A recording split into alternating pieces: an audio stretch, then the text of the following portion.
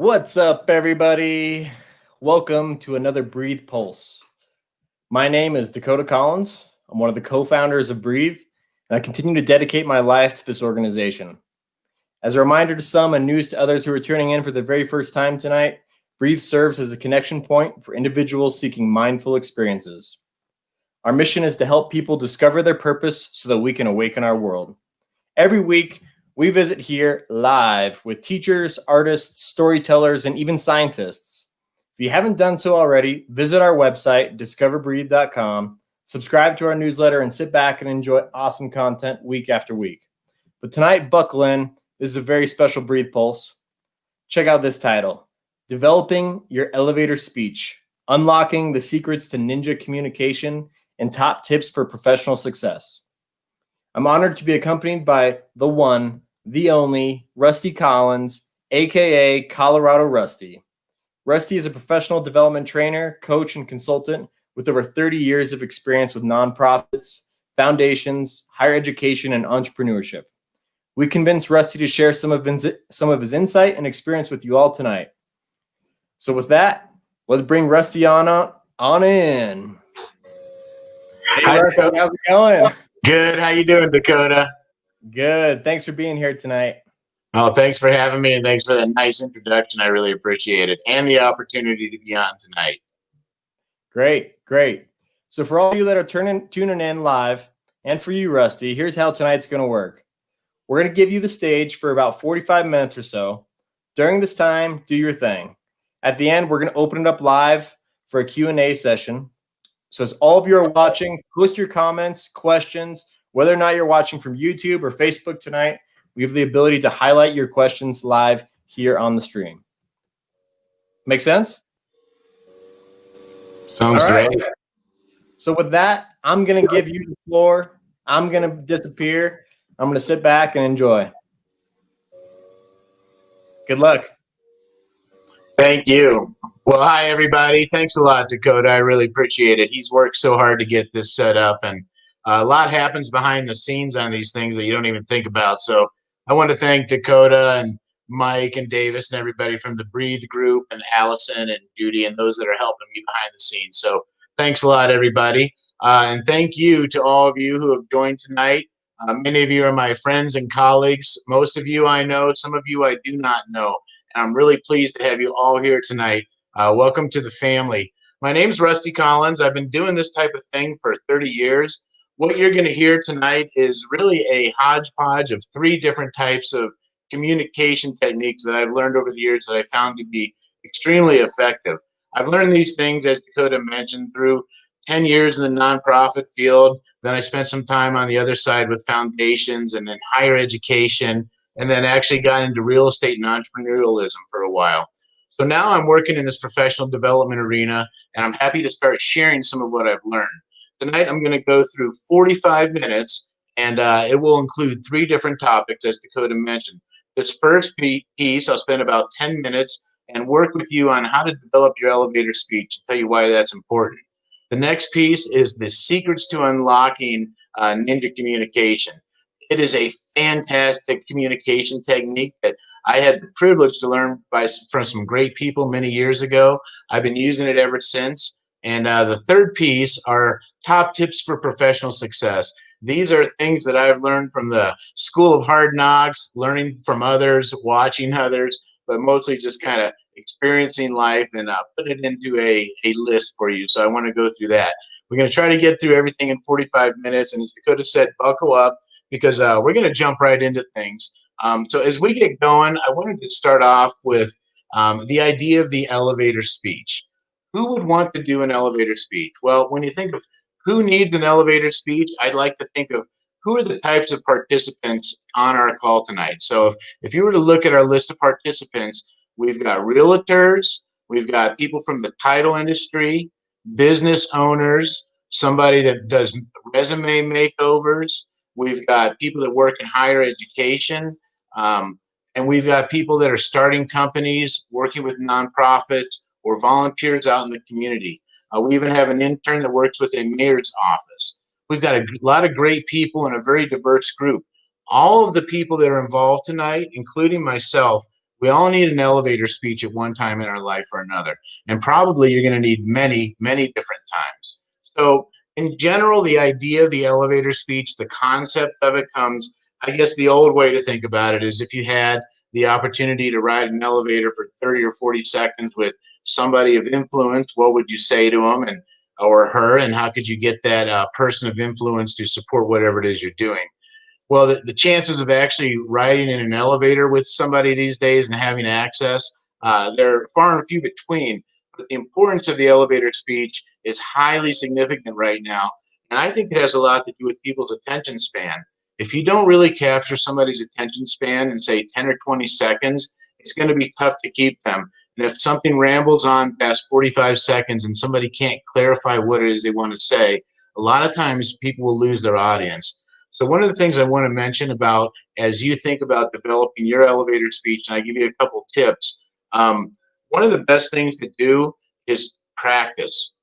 Once you get these things together, spend 30 or 45 seconds in front of a mirror and just see if you can get through it. I know it's hard to do that type of thing, but I've spent a lot of time practicing. So anyway, those are the types of people who would use an elevator speech. And why do you need one? Typically, you have an elevator pitch, I like to call them. I've heard them called all kinds of different names. I've even seen them at some of the conferences I've been to. They call them ignite sessions, and people compete. You get 30 seconds to explain some organization and see who can do it the best, the most quickly. But you're always prepared to ask somebody to help you out. Maybe you need help with a project. Maybe you need access somewhere. Maybe you don't have access to something. Maybe you're trying to develop a relationship. Maybe you're actually asking for money and you're pitching a case. You're putting together a project. Maybe you're building a business and you're looking for investors. There's a million different reasons people could need an elevator pitch. I have friends who are developing businesses, and sometimes when I talk to people and I say, "Hey, what are you doing?" It takes so long to understand what the business is. One of the things that I'd like to say is, hey, let's work on an elevator speech because it's so nice to get that information out quickly and effectively. And then finally, when you're giving that, we need to have a way to engage that person with whom we're speaking and to get them tied into what it is you're doing.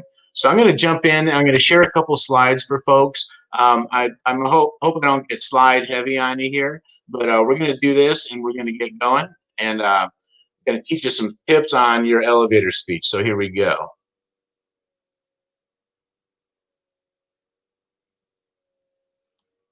All right, there we go. All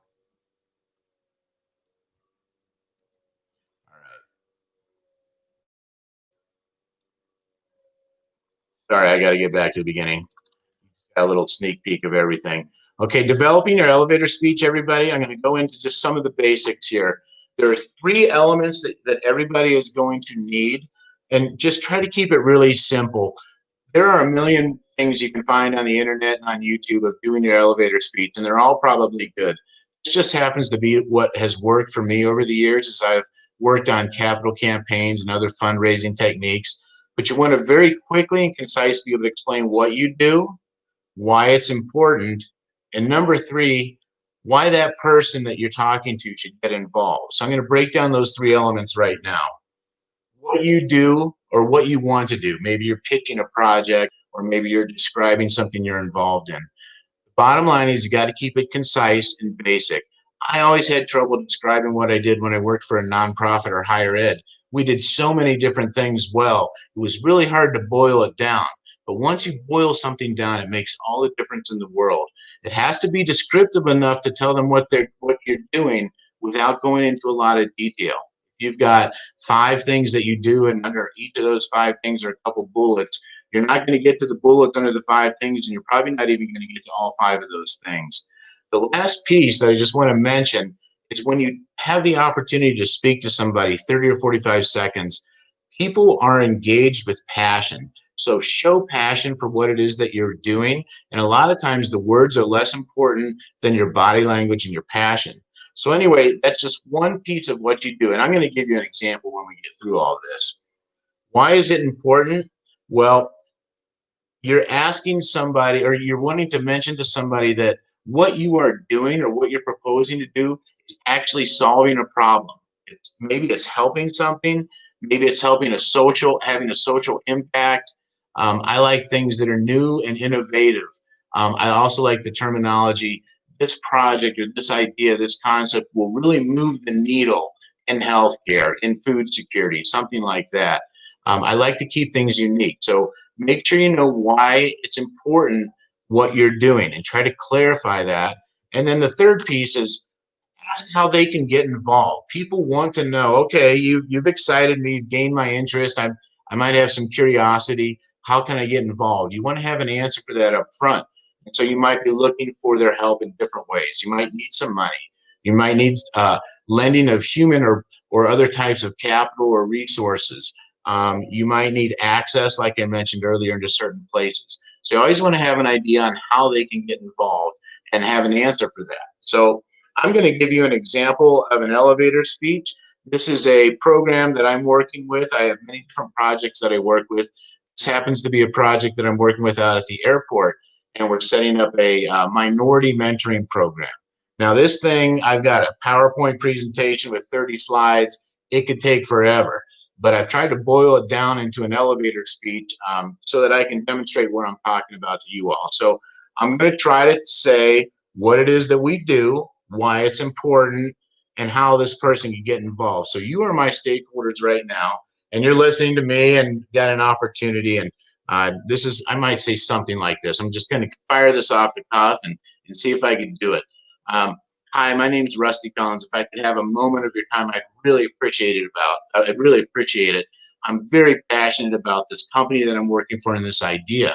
So anyway, I work for RMES, and we're a telecommunications company that's been providing infrastructure in digital advertising at the airport for 30 years. But the most exciting thing about that project or that program is that we're launching a minority mentoring program where we're going to take 20 mentees from the inner city, train them and develop them in the areas of hardware, software, sales, marketing, and social community engagement, and then help them to get jobs and career stability. We hope that this will improve community wealth and the wealth and participation of minority community members. It was probably a little bit long. I probably could have cut out 15 seconds of that. Here's the end of it. And we would really like to get you involved. We are looking for people that would be mentors to our participants. We're looking for people that would offer us sponsorship and money to operate the program. We need space to operate it. We need technology to do these things. These are just a number of different ways that you could get involved. So you always want to have that, and go ahead and make the ask. When I spent a lot of time fundraising, you always have to make the ask. If somebody doesn't know you need money, if you don't ask them for it, you'll never get it. So anyway, that was my shot at an elevator speech. Always remember to practice those things. I probably could trim 15, maybe 30 seconds off of that. I probably gave you too much information. So anyway, that's what the elevator speech is all about. Now, I would like to ask you all a question. You're welcome to add it to your comment section there, or your feed. Do you have something in mind? You can answer. You don't have to answer this, but I'd be curious to see what some of the feedback is. Do you have a project or something that you're working on that you need a pitch about? Did you just get a new job you need to explain? Are you trying to create a community initiative? If you do, could you put that in the comment section? Just a couple words. I don't have to write a dictionary or anything over there, but just, yeah, I'm thinking about doing something, setting up a nonprofit that cures hunger-related issues for food pantry practitioners, something like that. So if you want to put something in that chat box, that'd be great. I'll be able to refer to it later on. So those are the three elements of the elevator speech. If you have questions on that, we'll get to that towards the end of the program. I'll get through all three of these sections and then break to that. I want to move now into Ninja Communication. Now, this is something I have the most fun with this program that I've ever had with anything I've ever done. Ninja Communication is something that not only is useful to the person because it's a personality test, but it also helps you to be able to communicate with other people very well. The tactic used to become a ninja in communication is what we call owls, tigers, lambs, and bulls. What the heck does that mean? I'm going to show you a picture. You know, you've all done a million personality tests. I've done them all too. I've been orange boxes and blue squares, and I've done the Myers-Briggs. I've done about 30 of those things. Owls, Tigers, Lambs, Bulls was taught to me by a real estate broker 30 years ago when he came into a class I was teaching at CSU and lectured to the students. He used to teach this to his brokers so that they could evaluate the people who were their clients and match them with the best houses. It was fascinating. I've been using it ever since. The way I like to think about it, keep it simple. There are 4 personality types. Most of us, you'll find, have 2 that are primary. So you've got owls, tigers, lambs, and bulls. I'm not going to spoil it and go through what they are, but those are your 4 primary personality types. You've got 1 or 2 of those that are stronger probably than the other 2. Maybe you're more well-rounded. Some people are all one category and very few in the other category. For those of you that pre-registered for this, I was able to email out this questionnaire. Ideally, people have an opportunity to do this. If you're just tuning in live, you're not going to get an opportunity for the questionnaire, but I'll run through just quickly what goes on. Your upper left box is the OWL box. You'll see a lot of those questions are based on people who are analytical, logical, and detailed. The upper right box are for your bulls. That happens to be me, not a big detail person, kind of impatient, can be competitive. Your lower left is for your lambs. You'll see that they're service-oriented, approachable, likable, very family-oriented, and your bottom right are your tigers. They're your expressive people, dreamers, visionaries, higher risk takers. I'll explain what they are. We don't have time to go through all these questions with everybody. Hopefully some of you have prepared ahead of time, answered these questions, added up your totals, and you have some type of a value to those 4 columns. The people that I'm around did it today, and it ends up most of the people, I can pretty much predict what they're going to end up. They end up being 2 things, you know, maybe they're a lamb and tiger and not very high on the others. Now, I'm going to tell you what that means. So let's go into it. If you were an owl, if you came out strong owl or strong owl and 1 other character, you're analytical, you study stuff, you're detail oriented, thoughtful. You don't take a lot of risk, though. You're logical. You take your time, make a decision. You don't jump into things, and you're very introspective. So this is that. I don't necessarily want to categorize it in the left brain, but it's that very analytical and logical side of things that's very thoughtful.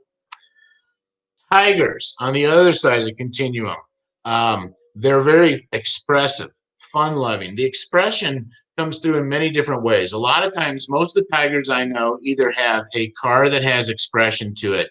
Maybe it's a yellow Corvette, or maybe they drive a little fast, or maybe they wear hoop earrings if it's a woman that has earrings, or maybe they've got color in their hair. It's not always exhibited that way. They're often artistic too.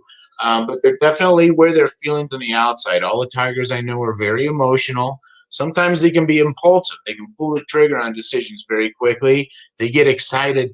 These people, tigers, love to be around other people. They're usually pretty self-confident and extroverted. So you know you're a tiger if you are one. You probably have it balanced out. Over there, balancing that tiger is the lamb.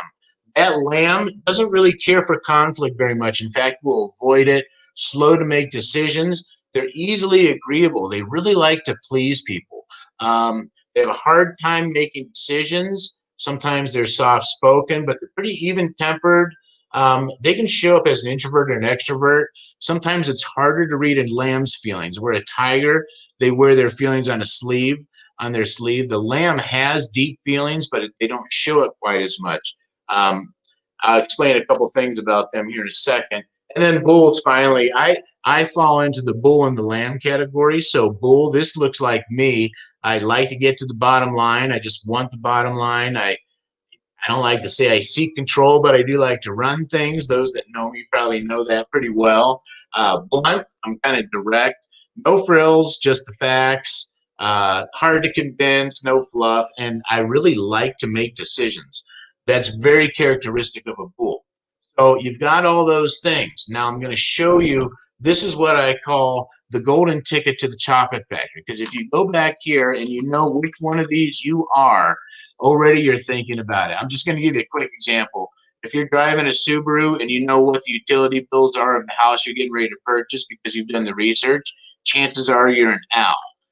Tigers, if you're driving a car that has a sharp color and come in and you are interested in being in front of people and giving a presentation, chances are you're a tiger. Your lambs have a different role than a bulls. Here's how I like to think about it.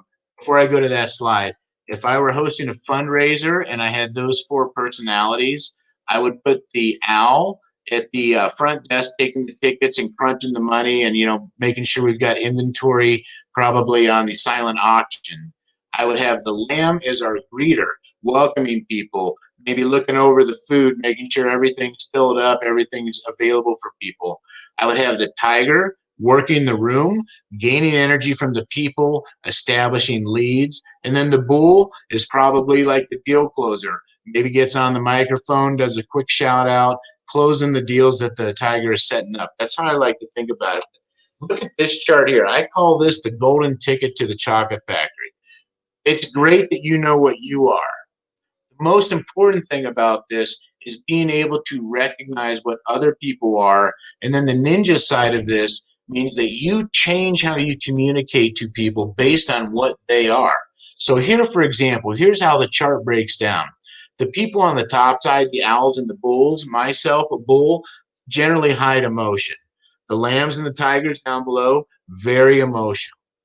Over there on the right side, the bulls and the tigers, they're much more tell-oriented, a little bit more assertive, where your owls and your lambs seek more information. They're more ask-oriented. So your owls, they end up as your analyticals. So the golden ticket that I'm referring to is how do you communicate with an owl?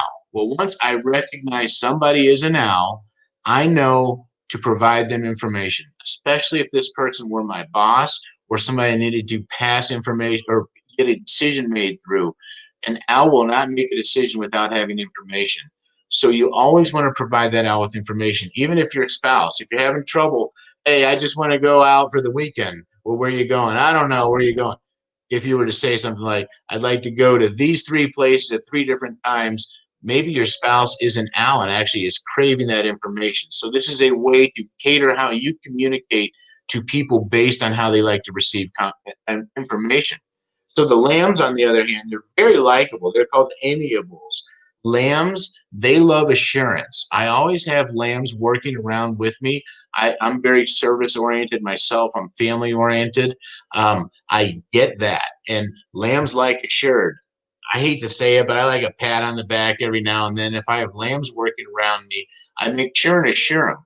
They want to work hard. They want to please, but they also want it known that they've done that. So oftentimes with the lamb, I'll pay extra special attention to, hey, I noticed that you spent extra time, worked late on that project.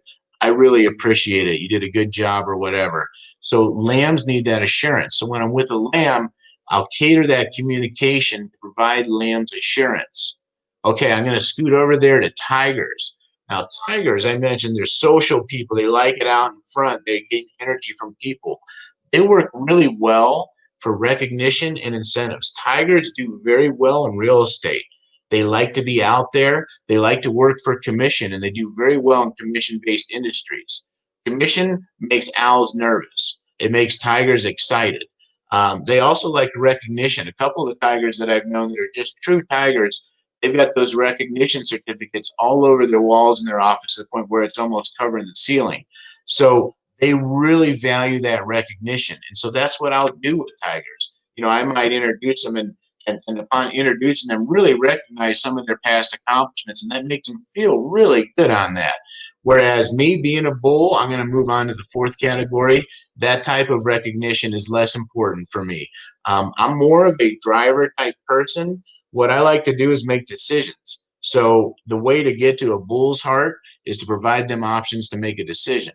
So I'd rather, instead of coming in and hearing a lot of fluff, let's say a lot of fluff happens more on the lamb side. We're more touchy-feely. We like to talk a lot more about those fun things.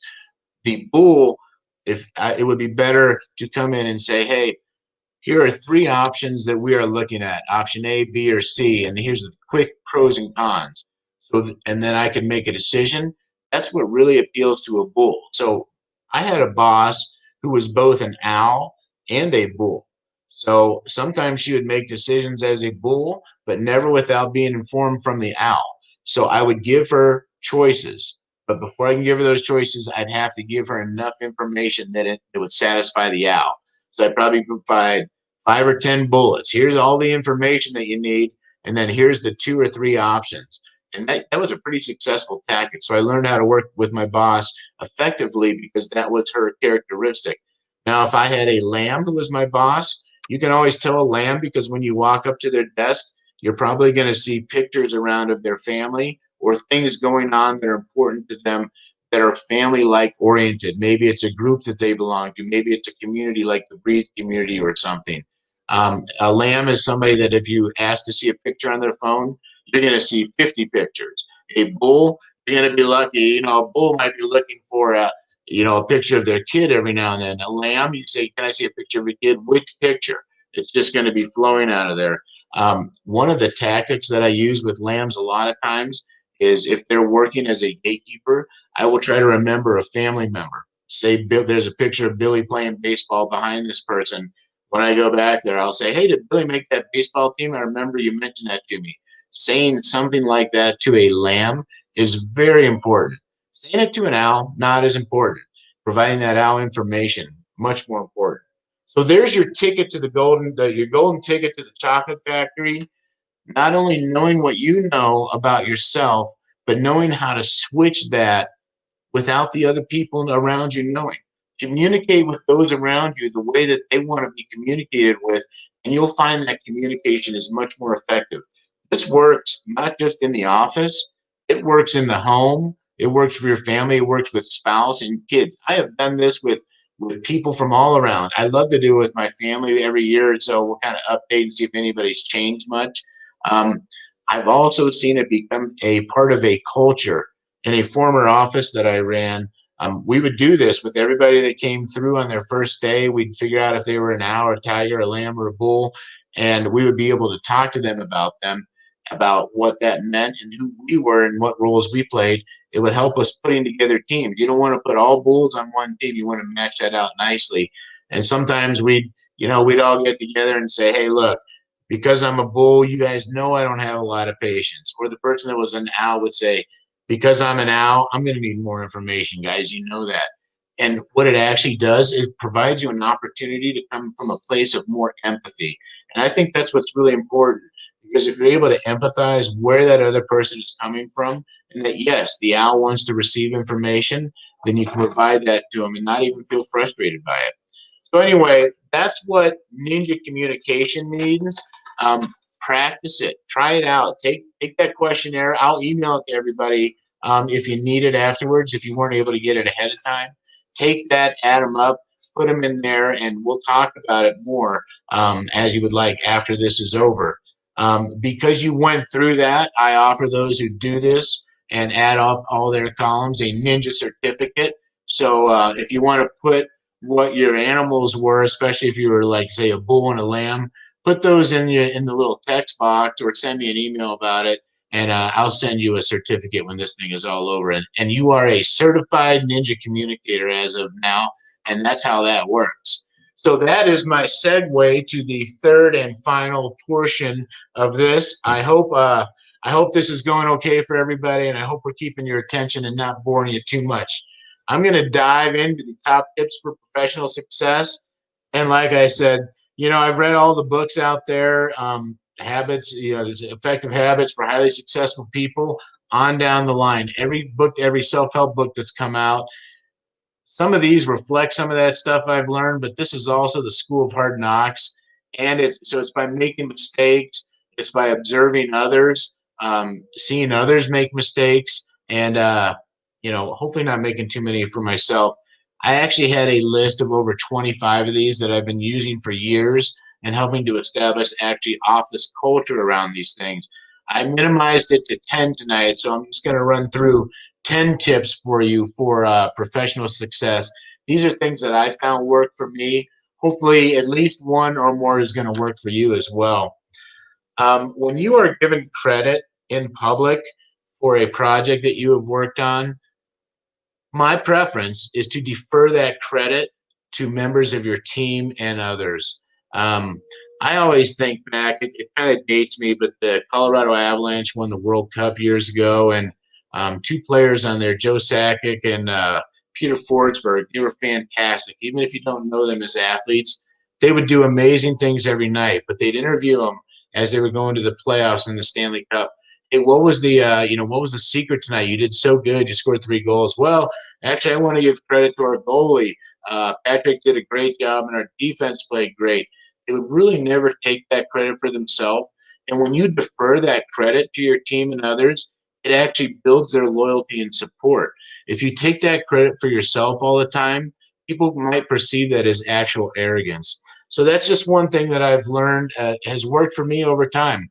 And hopefully it might work for you as well. And I've seen it work for other people like Joe Sakic and Peter Forsberg, at least.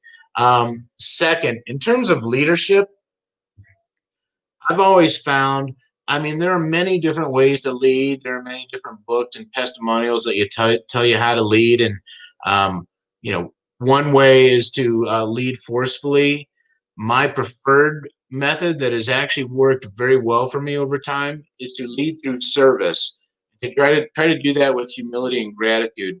So leading through service is first of all coming from a place where you're not putting yourself better than those around you, especially if you have employees or staff, that you're willing to get down in the trench and do the dirty work with them. And by doing that service, being willing to show up early, get the coffee on for everybody, pick up the donuts, whatever you need to do, service, show up at some of the other people's events that are supporting you. That type of service creates leadership. And try to do these things with humility. Be respectful and be happy that we've been offered the privilege and the honor to do this. And that's that gratitude. By being a leader, exhibiting these qualities, the people that are around you will start to exhibit similar characteristics. And eventually you'll begin to develop an entire culture for that office or that team of people that are around you. My third top tip is always allow the other person to save face. There's really nothing worse than getting humiliated somewhere out in public or being humiliated. It's just awful. Um, I've seen it happen many times, especially with terminations and other things over the years. There's good ways to do everything. I definitely don't like to call out people in public.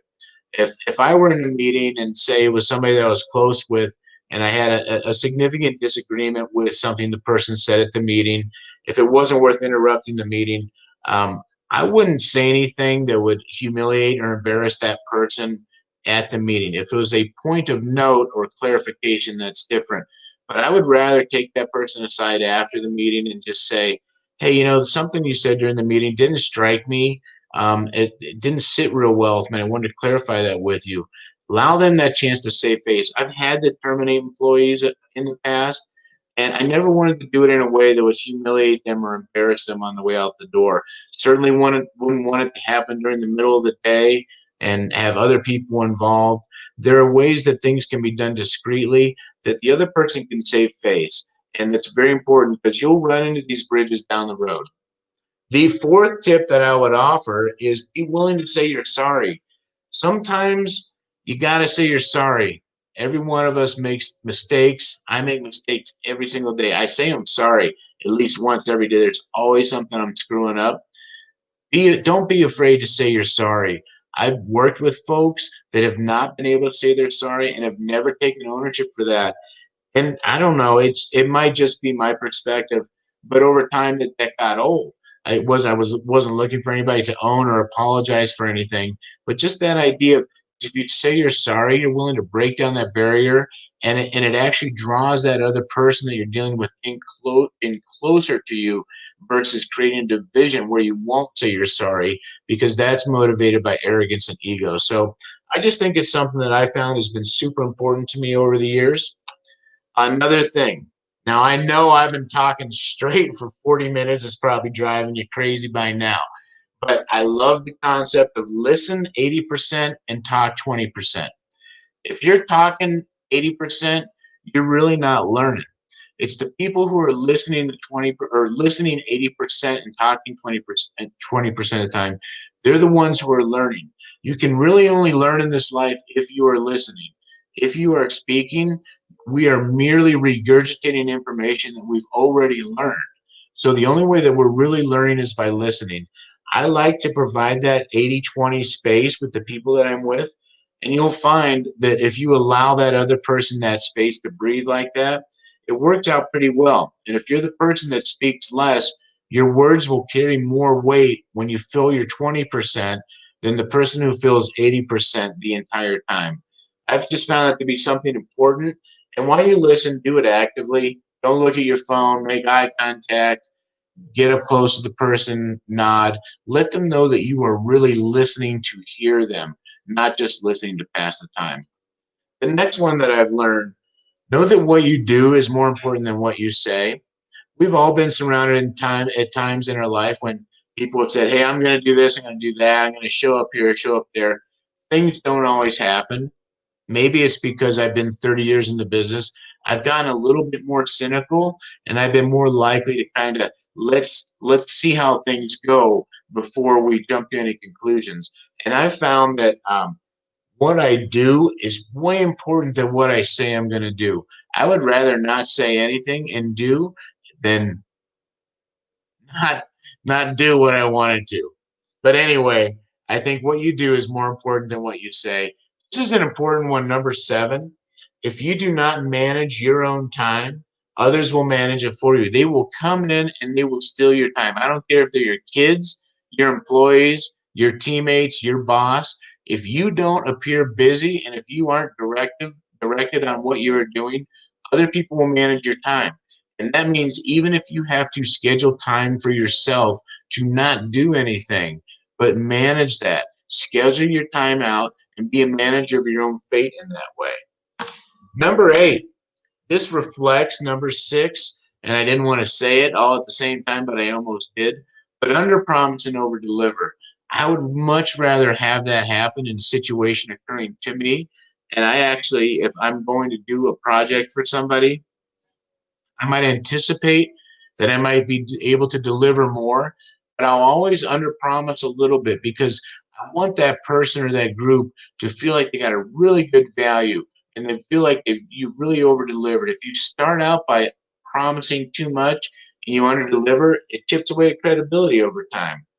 Number 9, I mentioned earlier, I'm quick to say I'm sorry. Also, it's important. Own your mistakes with blatant honesty and humor. This may not work for everybody. This is something that I found works for me. Um, I think it's because I'm a bull. I don't spend a lot of fluff, but I will own any mistake that I make. But I try to couch it with being extremely direct, but trying to be funny about it, maybe mixing some humor in there. And it might be something like heading into my boss's office, like, "You are not going to believe what I did.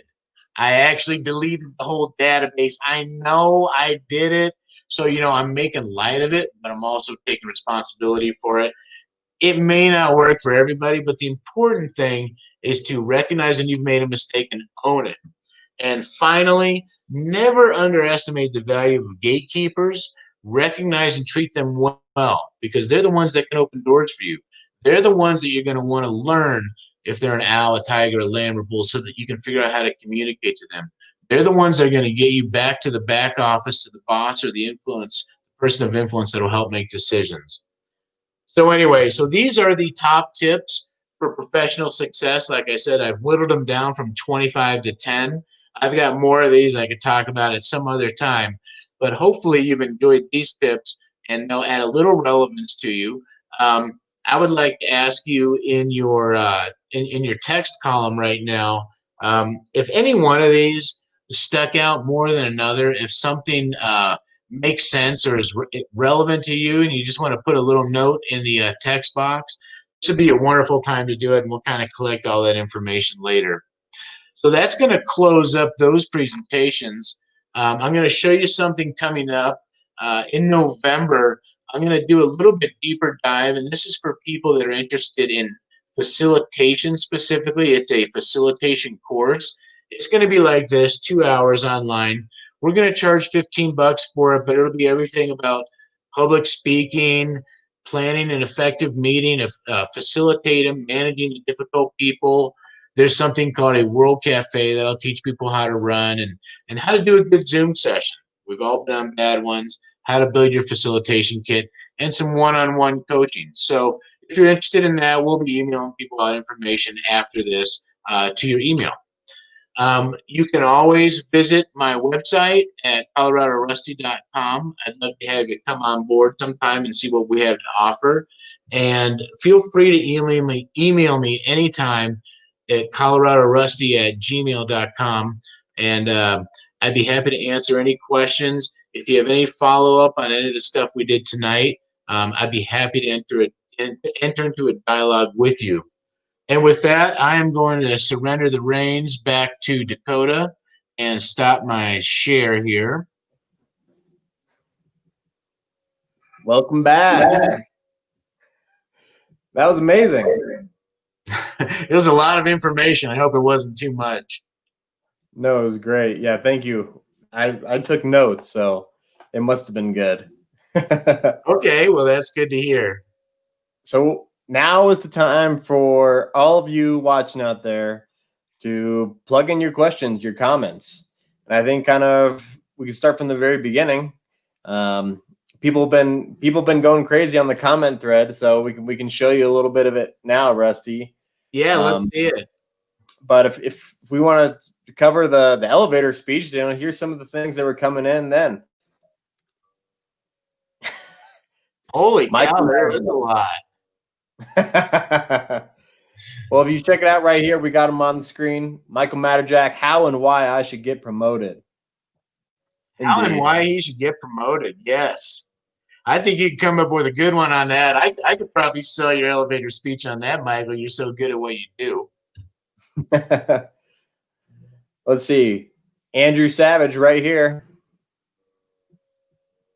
Oh, yeah, he's got a good one. This is a gentleman that I know happens to be a close relative, and he is hell-bent on opening the Hotel VQ in Denver as a historic landmark. And Andy, I think you could put together a pretty good elevator pitch on that. We just need to find the right investors for you, and they may not be around anymore.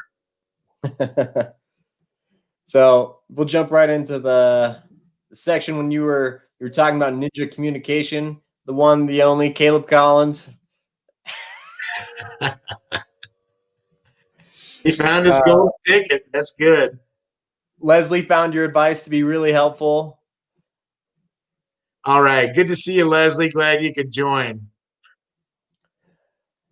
Let's see. And then we've got all sorts of comments coming in from your top tips. Let's see right here. Michael Matterjack, another one. 80-20. Good formula. Peggy. There you go, Peggy. There's old Peggers. Good to see you, Peggy, representing UW-Madison Extension. Good to have you. We got this. Under promise, over deliver. There you are, Donia. Good to see you. I was happy to see you were going to join tonight. Thank you. Lance Smith. Letting people save face is one of the biggest talking points in my communication classes. That's right. And Lance, if you heard the comment about the yellow Corvette, look at the picture in the background. You were who I was thinking of. Well, here's a question for you from Quinn. Probably. I've actually been around people. One was a former president of a university, and one of his 20 tips for success was never say you're sorry. And I heard him give that as counsel to many people. So there is a balance in there. I think I probably err on saying it too much, but I would rather err there than never saying it. So, yeah, I think there is a point. There's a balance. And just like anything in life, Judy, you got to find that balance there too. All right. We got another question coming in right here. Victor Ascora. Strategies for selling my companies with new customers. Why would they choose our services over the competition? Victor, what I would think is you want to break down that elevator speech. Think about why your company is unique. What sets you apart from everybody else they can find on the internet out there? create that niche and then celebrate that niche in your elevator speech. Also, spend some real time, if you haven't already, identifying who those new customers are going to be and what language they speak. Are they young? Are they old? Make sure you're communicating to them in the manner that they would want to be communicated to. Nicely said. All right. Any other questions coming in? Uh-oh. Here's a good one.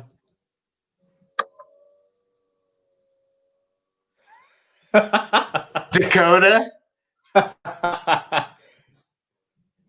Dakota's going to be he's going to be a lamb because he's very service and family oriented. He's also going to be a bull because he likes to be in charge. He likes to run the show. So he probably a lot like me, actually. If you look, I took the test. Well, you can't see it there. Yep, I'm the bull and a lamb. There you go.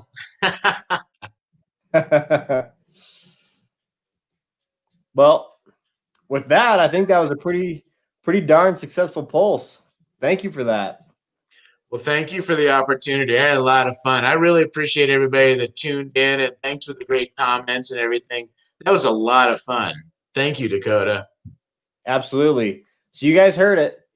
Rusty's going to be offering a 2-hour session mid-November. You'll be able to register for that all on the Breathe website. You'll see it coming out on all of your social media channels. Make sure you RSVP to that event. It's going to be a good one. Oh, we've got some more questions coming in. You want to see them? Sure. Here's a good one.